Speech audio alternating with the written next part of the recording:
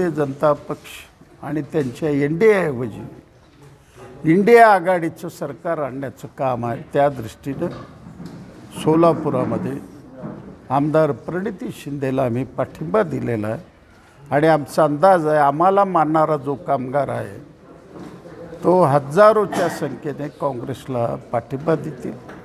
केवळ शहरमध्ये आम्ही नाही, शहर उत्तरमध्ये सुद्धा आहे, शहर दक्षिणमध्ये सुद्धा आहे, दक्षिण तालुक्यात आहे, अक्कलकोटमध्ये आहे, मंगळवेढ्यामध्ये। इतकंच नाही, मोळमधले सुद्धा काही मैलकुली मला फोन करून विचारले कोणाला मतदान करावं।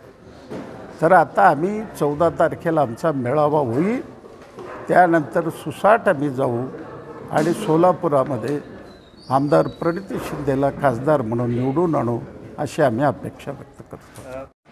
शहरमध्येची जागा आमची ठाम आहे, कोणत्याही परिस्थितीत आम्ही निवडणुकीमध्ये लढणार।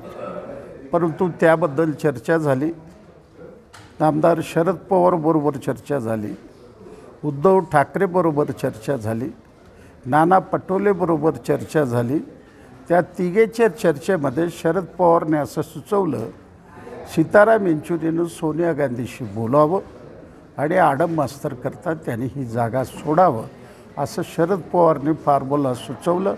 तो फॉर्म्युला आमच्या पक्षाने मान्य केलं आणि ही गोष्ट आम्ही सुशीलकुमार शिंदेच्या कानावर घातलं।